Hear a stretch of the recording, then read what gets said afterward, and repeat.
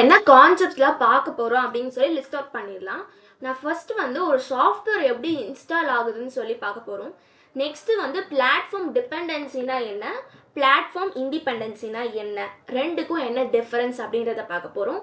அதுக்கப்புறம் இந்த டாபிக் ரொம்ப இம்பார்ட்டண்ட் அப்படின்றதுனால இதோட இம்பார்ட்டண்ட்டான இன்டர்வியூ கொஷின்ஸ் என்ன அப்படின்றத நம்ம பார்க்க போகிறோம்.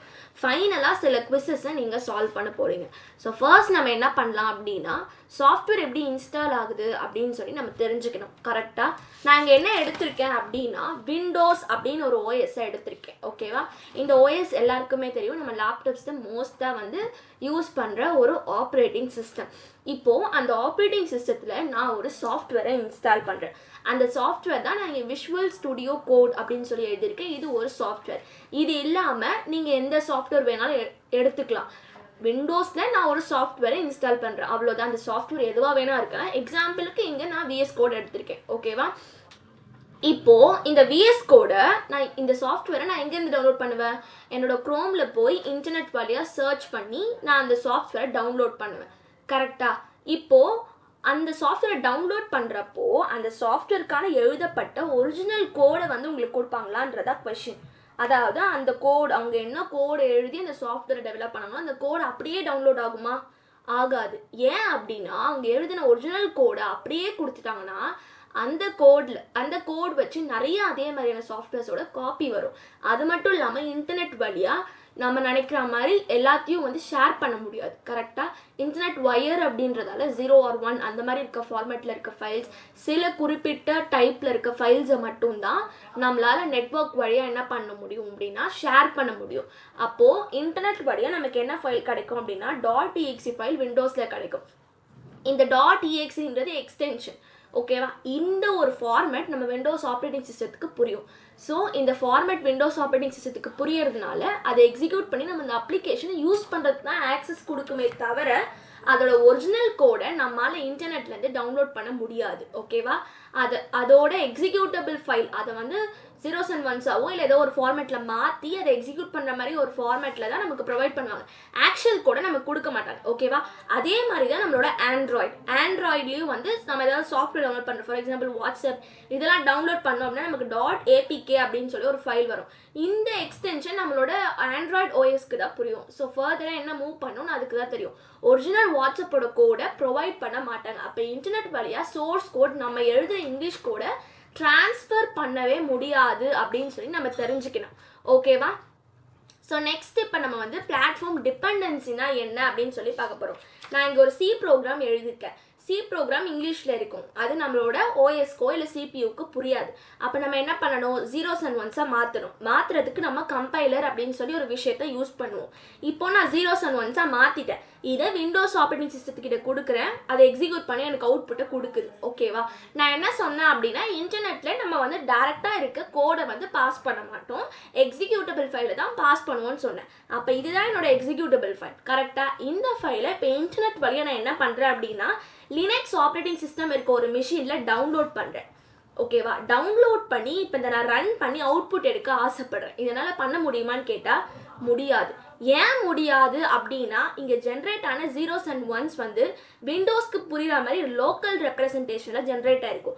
விண்டோஸ்க்கு மட்டும் புரிகிற மாதிரி இருக்கும். அதனால் லினக்ஸ்க்கோ இல்லை மற்ற ஆப்ரேட்டிங் சிஸ்டத்துக்கோ புரியாது.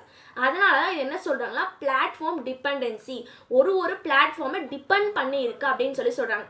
அப்போது இங்கே பிளாட்ஃபார்ம்னா என்ன? நம்ம யூஸ் பண்ணுற ஓஎஸ்ஸை தான் இங்கே பிளாட்ஃபார்ம்னு சொல்கிறாங்க. ஓகேவா? இதோட ட்ராபேக் என்னன்னு பார்த்தா, கோடை வந்து நிறைய முறை எழுதுகிற மாதிரி இருக்கும்.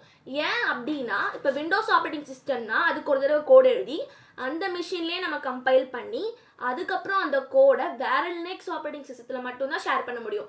அதை விண்டோஸ்க்கு கொடுத்தா நமக்கு ரன் ஆகாது. அப்போ விண்டோஸ்க்கு தனியாக கோடு எழுதணும், மேக் தனியாக கோடு எழுதணும். ஒரு பிளாட்ஃபார்முக்கும் தனித்தனியாக கோடு எழுதுகிற மாதிரி இருக்கும். அதனால இது பிளாட்ஃபார்ம் டிபெண்டன்சி அப்படின்னு சொல்லி சொல்கிறாங்க.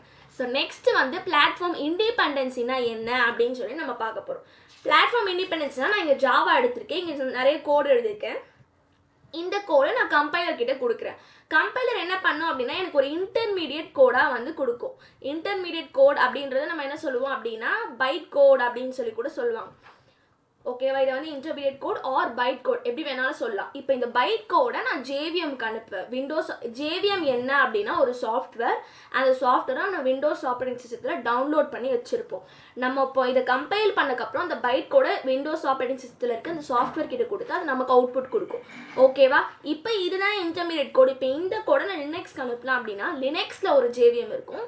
அந்த ஜேவிஎம் எனக்கு ரன் பண்ணி அவுட்புட் கொடுக்கும். இப்போ இதே கூட நான் மேக்கில் அனுப்புனேன் அப்படின்னா மேக்கில் இருக்க ஜேவிஎம் எனக்கு என்ன பண்ணும் அப்படின்னா அவுட்புட்டை ஜென்ரேட் பண்ணி கொடுக்கும். இதோட அட்வான்டேஜ் என்னென்னா ஒரே வாட்டி எழுதி எல்லா பிளாட்ஃபார்ம்லையும் நம்மளால் ரன் பண்ண முடியும்.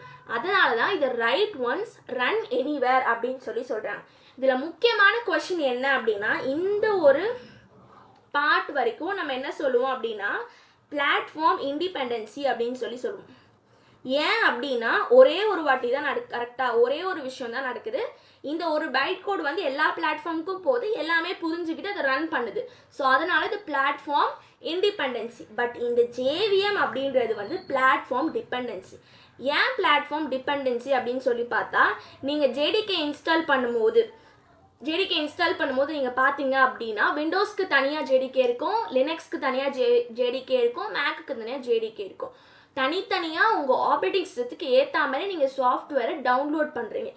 ஒரு பிளாட்ஃபார்ம் பொறுத்து மாறுச்சு அப்படின்னாலே அது பிளாட்ஃபார்ம் டிபெண்டன்சி அப்படின்னு சொல்லி ஆயிடும். ஓகேவா? அதனால வந்து ஜேவிஎம் வந்து platform dependency. But Java code என்னது பிளாட்ஃபார்ம் இண்டிபெண்டன்சி. இதை நம்ம புரிஞ்சுக்கணும். ஸோ நெக்ஸ்ட் நம்ம என்ன பண்ணுறோம் அப்படின்னா இன்டர்வியூ கொஷின்ஸ் என்ன இருக்குன்னு பார்ப்போம். ஃபர்ஸ்ட் பிளாட்ஃபார்ம்னா என்னன்னு கேட்பாங்க. பிளாட்ஃபார்ம் அப்படின்னா ஒன்றும் இல்லை, நம்ம யூஸ் பண்ணுற ஆப்ரேட்டிங் சிஸ்டம் தான் பிளாட்ஃபார்ம் சொல்லுவாங்க. சில இடத்துல பிளாட்ஃபார்ம் ப்ளஸ் நம்ம ப்ராசஸர் ரெண்டுமே சேர்த்து பிளாட்ஃபார்ம்னு சொல்லுவாங்க. பட் நம்ம ஐடியில் வந்து கொஸ்டின் பிளாட்ஃபார்ம்னு கேட்டால் அவங்க மோஸ்ட்டாக ஓஎஸை தான் வந்து எக்ஸ்பெக்ட் பண்ணி கேட்பாங்க. ஓகேவா? நெக்ஸ்ட்டு வந்து platform dependency versus platform independency ரெண்டுத்துக்கும் என்ன வித்தியாசம், எப்படி யூஸ் பண்ணுறாங்க அப்படின்றத நம்ம கேட்பாங்க. அதோட டிஃப்ரென்ஸ் தான் நம்ம கிளாஸில் பார்த்தோம்.